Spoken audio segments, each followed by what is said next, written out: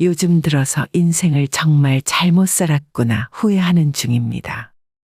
제 나이는 이미 환갑을 넘었고 여자 혼자 몸으로 두 아들을 키우며 전쟁같이 살았어요. 쉬는 날도 없이 일주일에 7일을 꼬박 일을 하면서 항상 다른 분들의 사연을 재미있게 들었어요.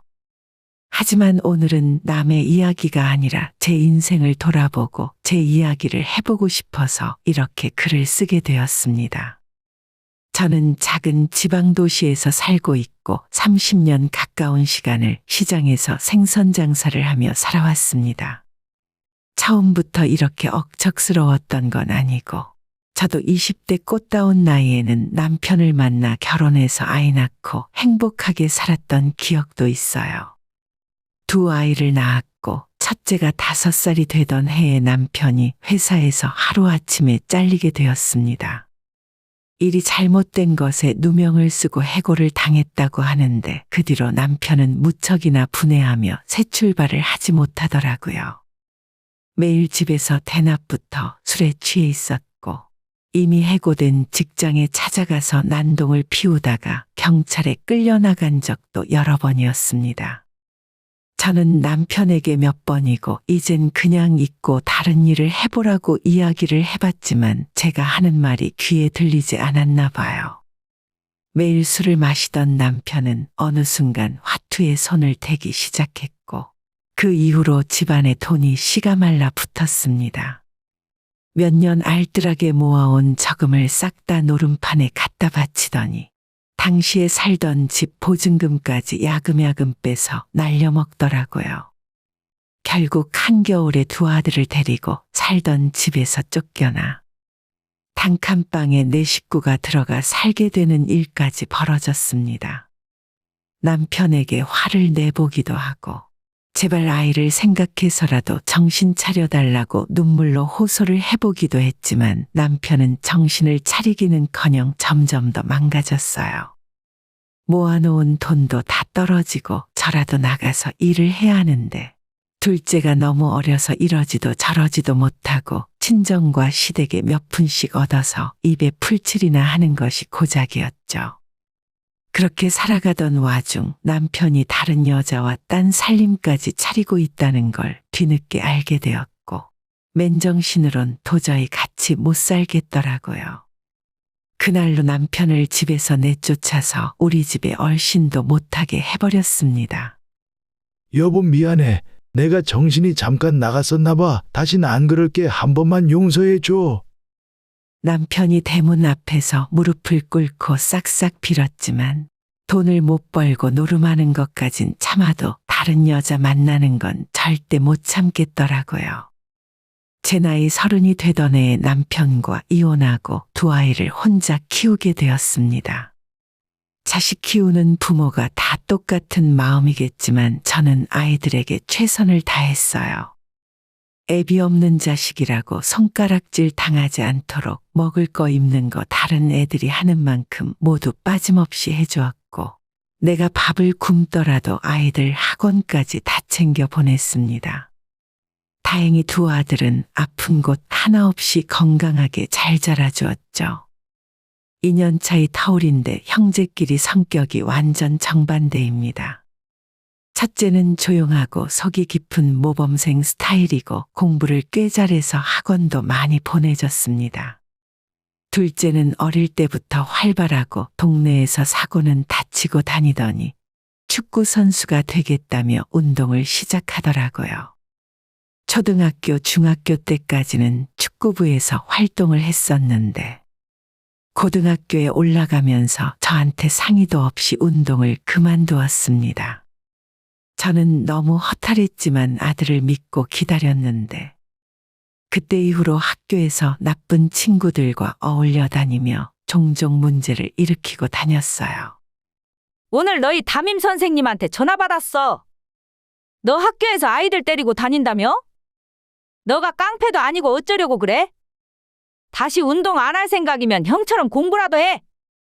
둘째는 제가 첫째와 비교하는 것을 싫어했고 고등학교 1학년 내내 심한 사춘기를 겪으며 반항했어요.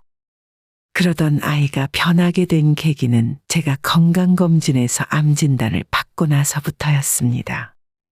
멍울이 잡히는 것 같아서 불안한 마음에 안 가던 병원을 찾았는데 거기에서 정밀 검진을 받고 최종적으로 암 진단을 받게 되었죠. 다행히 늦지 않은 시기에 발견을 해서 완치될 수 있다는 희망적인 말을 들었습니다. 한동안 일도 제대로 못하고 수술과 치료를 받기 위해 병원에 입원을 하게 되었어요. 제가 병원에 있는 동안 항상 학교 끝나면 병원으로 와서 저를 살뜰하게 챙긴 건 첫째가 아니라 의외로 둘째였습니다. 첫째는 당시에 고3이기도 했고 자기 공부하기 바빠서 자주 얼굴을 보이진 못했는데 둘째는 제가 암 진단을 받을 때부터 눈물 콧물 범벅이 될 정도로 펑펑 울더니 입원 기간 동안 하루도 빠지지 않고 찾아와서 제 옆을 지켜줬어요. 학교를 가지 않는 주말이 되면 보호자용 작은 침대에서 쪽잠을 자기도 했습니다. 마냥 철없게 생각했던 둘째 아들을 그때 다시 보게 되었어요. 아무리 고3이라곤 하지만 얼굴 보기도 힘든 첫째보다 둘째한테 더 마음이 가더라고요. 저는 수술을 받고 좋은 결과와 함께 퇴원을 하게 되었고 그때 이후로 둘째는 몰라보게 사람이 달라지게 되었습니다. 공부 잘하던 첫째는 서울의 좋은 대학을 나와 대기업에 취직을 했어요. 둘째도 그 이후로 마음을 잡고 열심히 공부를 하더니 집 근처의 국립대를 졸업해서 공무원 시험에 덜컥 합격을 하더라고요. 솔직히 첫째가 대기업에 들어간 것보다 둘째가 공무원 시험 합격했을 때 훨씬 기분이 좋았고 기뻤습니다. 그러더니 같은 공무원 아가씨를 만나서 30이 되기 1년 전에 일찌감치 결혼해 가정을 꾸리고 살더라고요. 며느리를 꼭 빼닮은 예쁜 딸도 낳았고 이대로 우리 가족 모두 행복하게 살 수 있을 거라고 생각했어요. 그런데 모든 것이 잘 돌아가고 있다고 생각하던 이때 예전에 이혼하고 헤어졌던 애들 아빠가 제 앞에 나타난 겁니다. 어떻게 수소문을 해서 알게 된 건지는 몰라도 이미 연락이 끊기고 20년이 넘었는데 시장에 있는 제 가게까지 찾아왔더라고요. 여보, 내가 그때는 정말 미안했어. 나 당신이랑 이혼한 다음에 진짜 정신 차리고 살았다니까. 일 열심히 해서 돈도 벌었고 애들한테 아빠 노릇 한번 해보고 싶어. 정말 오랜만에 만난 애들 아빠였지만 반가운 마음은 전혀 들지 않았고 잊어버리고 살던 화가 다시 치밀어 오르더라고요. 난 당신이 어떻게 살았는지 전혀 관심 없어. 여기가 어디라고 찾아와? 장사 방해되니까 소금 뿌리기 전에 썩 꺼져. 남편은 그동안 아이들이 너무 보고 싶었다면서 지금이라도 아빠 노릇을 하고 싶어 용기를 내 찾아왔다고 말했습니다. 한참 애들 크고 힘들 때는 도박과 여자에 미쳐서 살더니 이제 와서 무슨 염치로 제 앞에 나타난 건지 모르겠더라고요. 남편은 애들을 한 번만 보게 해달라고 애원했지만 저는 그럴 생각이 전혀 들지 않았습니다. 당장 썩 꺼지지 못해? 진짜 뜨거운 맛을 봐야 정신 차리겠어. 저는 생선 토막을 내던 무쇠칼을 머리 위로 치켜들었고 그 모습을 본 남편이 겁을 먹었는지 뒤도 안 돌아보고 도망가 버렸습니다. 제가 시장 바닥에서 수십 년 구르느라 산전수전 다 겪었는데 다 늙어서 나타난 남편이 뭐가 무섭겠어요. 남편을 쫓아내고 한동안 조용했었는데 작년 설날에 서울에 사는 아이들이 전부 집으로 내려와서 모처럼 시끌시끌하게 시간을 보내고 있었어요. 두 아들의 며느리까지 와 있으니 이게 바로 행복이구나 싶었습니다.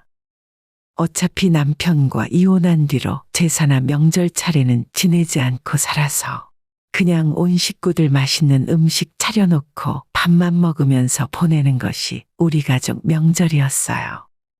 다 같이 늦은 아침을 먹고 있는데 현관 밖에서 누가 저희 집 초인종을 누르더군요.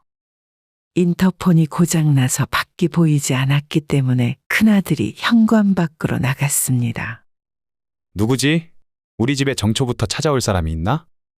아들이 나가는 뒷모습을 보다가 그때 저는 머릿속에 스쳐 지나가는 얼굴이 하나 있었어요. 설마 하는 생각이 들었지만 잠시 후 현관문을 열어본 아들이 그대로 아무 말 없이 굳어 있었어요. 아버지? 첫째가 초등학교 들어가기도 전에 남편이 집을 나갔는데 아들은 20년 넘는 시간이 지났는데도 바로 자기 아빠를 알아보더라고요. 그래, 아빠다. 너희들이 정말 보고 싶었다. 저는 밥 먹던 숟가락도 집어던지고 현관으로 뛰어나갔습니다. 당신이 여기가 어디라고 찾아와? 집은 또 어떻게 알아냈어? 대체 무슨 자격으로 이제 와서 애들 앞에 나타나는 건데? 제가 멱살을 잡고 소리를 질렀더니 남편은 저와 아이들 앞에 무릎을 꿇고 잘못했다며 싹싹 빌기 시작했죠. 애들 엄마, 나 한 번만 용서해 줘. 당신이랑 애들한테 사과하고 싶어서 시장 바닥 사람들한테 하나하나 집 주소 다 물어보고 다녔어. 첫째는 이때까지도 아무런 말이 없었는데 둘째가 나서서 화를 내더라고요. 무릎 꿇고 있는 자기 아빠를 현관 밖으로 밀어내면서 여길 왜 찾아왔냐고 하는 겁니다. 아저씨, 다시는 우리 엄마 집에 얼쩡대지 마세요. 정초부터 재수가 없으려니까. 둘째의 말에 남편이 예전에는 자기가 미안했다고 이제라도 애비 노릇을 하고 싶어 찾아왔다며 손을 잡으려 하더라고요. 나는 당신 같은 부모 둔 적 없으니까 어른 대우해줄 때 조용히 가세요. 꺼지라고, 이 개차반 같은 인간아. 이러다간 무슨 일이 날까봐 둘째를 제가 말려야 할 정도였습니다. 남편을 현관 밖에서 그렇게 쫓아보냈고 아이들이 이 정도로 했으니까 앞으로 다시는 우릴 찾아오지 않겠다고 생각했어요. 하지만 그건 제 큰 착각이었죠. 얼마 전 평소처럼 장사를 끝내고 집으로 돌아오는데 둘째한테 전화가 오는 겁니다. 엄마, 혹시 형이 결혼할 거라는 소리 들었어? 내가 어제 형을 오랜만에 만났는데 자기 이제 결혼할 거라고 하더라? 저는 첫째한테 그런 말을 들어본 적이 없었고 사실 둘째는 자주 연락하고 전화나 카톡을 하는 사이인데 첫째와는 항상 뭔가 좀 어색하더라고요. 연락을 자주 안 하는 첫째였기 때문에 결혼할 여자를 만나고 있더라도 저한테 미리 말을 안 했었구나 정도로만 생각했습니다. 나중에 집에 올 때 데려오겠지. 결혼 이야기가 확실해지면 나중에 나한테 이야기를 하겠지 하고 당시에는 대수롭지 않게 여겼는데 그로부터 일주일이 넘도록 첫째한테는 아무런 연락이 오질 않았어요. 아무리 그래도 그렇지 아들 결혼한다는 소리를 당사자가 아니라 동생을 통해서 제가 알아야 할까요? 며칠 동안 혼자 속을 끓고 있다가 결국 제가 먼저 첫째에게 전화를 걸었습니다. 아들, 결혼한다는 소리가 진짜야? 여자친구 생겼으면 엄마한테도 소개시켜줘야지. 하지만 그때 첫째에게서 듣게 된 대답이 너무나도 충격적이었어요. 엄마, 내가 엄마 화낼 것 같아서 지금까지 이야기는 못했는데 사실 아빠랑 새엄마한테는 여자친구를 보여줬어요. 조만간 상견례도 할 건데 그때도 아빠랑 새엄마를 부를 거예요. 아들의 대답이 너무 현실감이 없어서 내가 지금 꿈을 꾸고 있는 건가 싶은 생각이 들었습니다. 대체 왜 나한테는 말도 없이 그런 결정을 내렸냐고 물었더니 작년부터 아빠와 연락을 계속하고 있었다네요. 그리고 상견례와 결혼식에 자기들 부부를 초대하는 대신 아들에게 신혼집을 장만해 주겠다는 약속을 했답니다. 집이 필요한 거면 엄마가 해줄 수도 있는데 왜 나한테는 먼저 얘기하지 않은 거야? 사실 신혼집 이야기를 듣는 순간 아차 싶었고 머리가 핑 도는 느낌이 들더라고요. 몇 년 전 둘째가 먼저 결혼을 했지만 그때 엄마로서 신혼집까지 구해주진 못했습니다. 전세금에 보태라고 1억을 준 것이 전부였고 아마도 첫째가 결혼한다고 했더라도 그 정도 수준에서 크게 벗어나지는 못했을 것 같아요. 서울이나 최소 경기도의 집값이 얼마나 비싼지 어렴풋이 알기 때문에 신혼집을 사준다는 말에 첫째가 아빠한테만 연락을 한 것도 이해 못할 상황은 아니었습니다. 사실 여자친구네 집안이 좀 잘 사는 편이에요.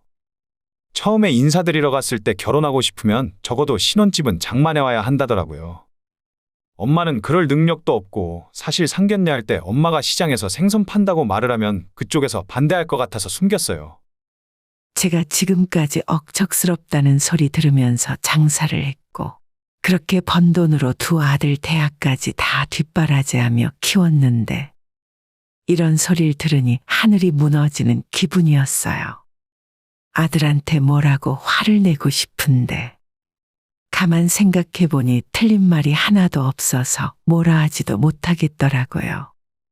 엄마만 모른 척 해주면 내가 아빠한테 신혼집도 받을 수 있고 그쪽에서도 결혼하는데 아무런 문제 삼지 않을 거예요. 나중에 언젠가는 사실대로 말할 테니까 지금은 모른 척 해주세요.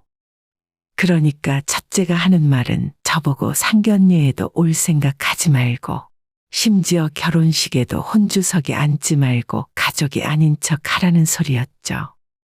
애들 아빠는 저와 이혼하고 얼마 지나지 않아 새 출발을 했는데 재혼한 그 여자와 둘이 장사를 하면서 돈을 꽤 많이 모은 것 같았습니다. 첫째 전화를 끊고 혼자 가만히 앉아서 생각해봐도 역시나 아들이 하는 소리가 틀린 말이 하나도 없었어요. 결혼한다는 여자 쪽 집안에서 신혼집을 사오길 원하고 저는 그걸 해줄 능력이 없었으니까요.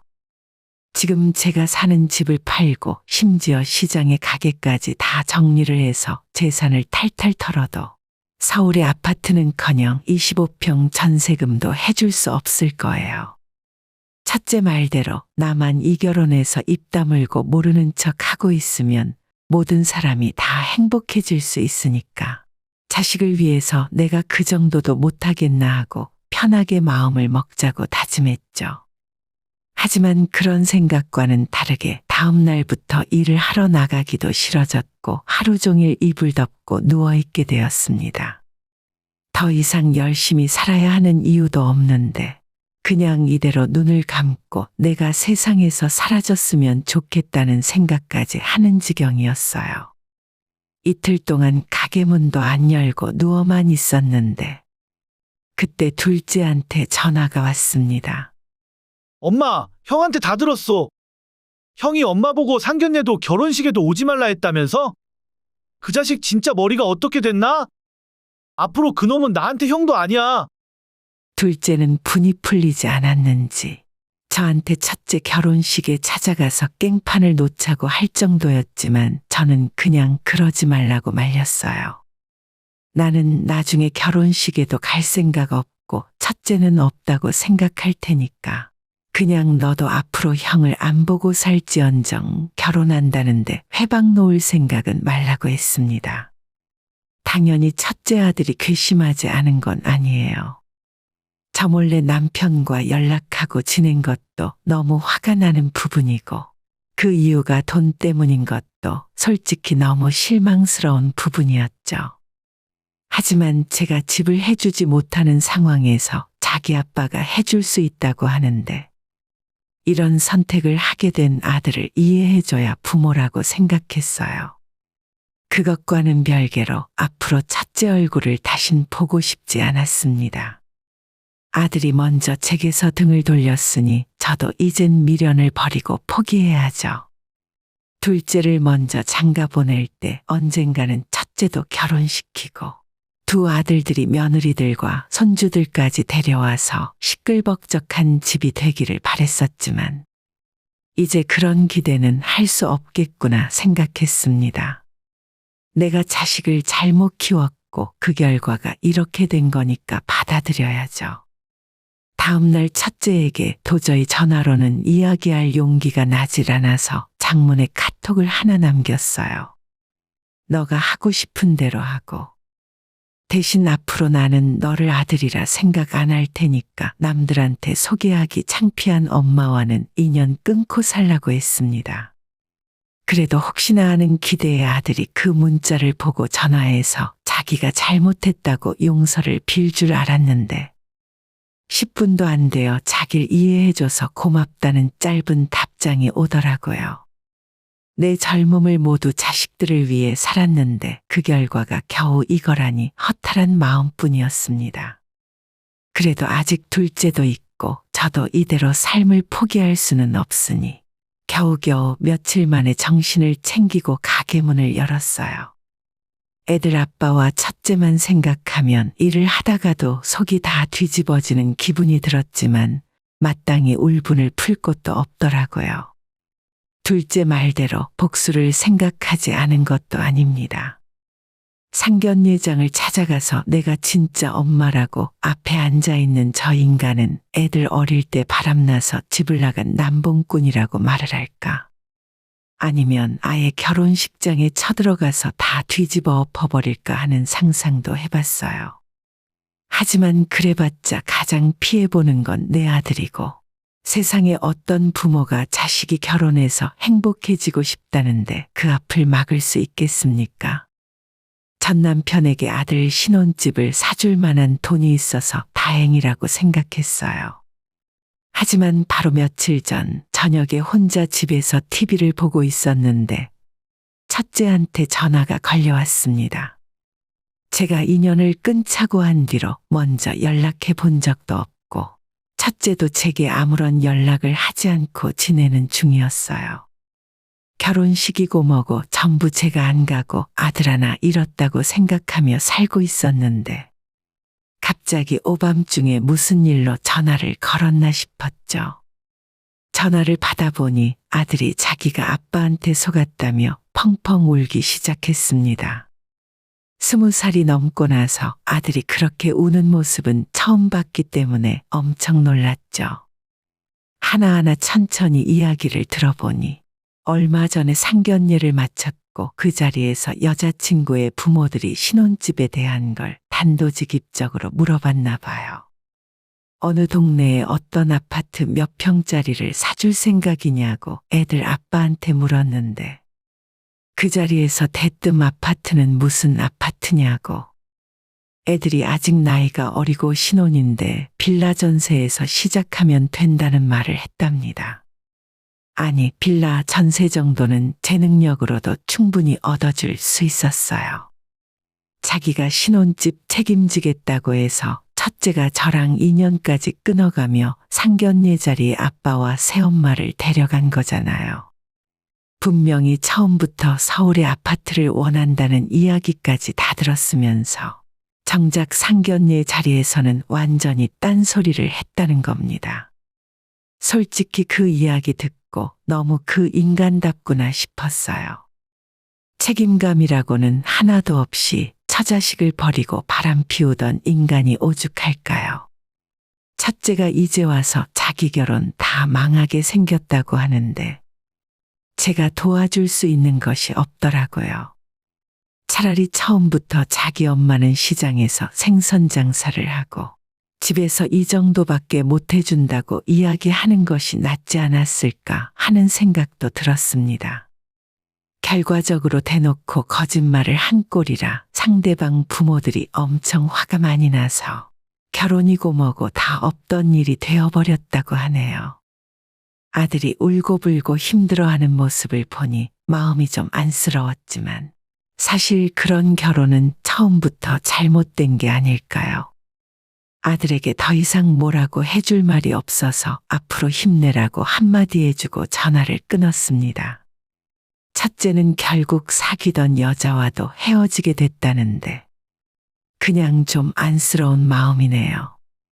자기 아빠가 개털인 걸 알고 나서 최근에는 다시 저한테 연락을 자주 하더라고요.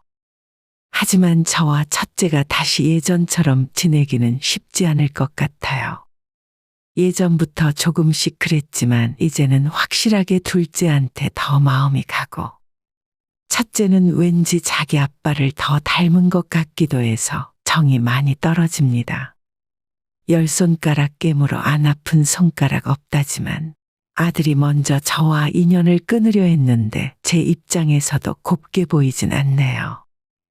제가 마음 상했을까 걱정된다며 이번 주말에 둘째가 집에 내려온다 하더라고요. 나이 먹다 보니 장남이고 둘째고 간에 살갑게 구는 자식이 최고인 것 같습니다.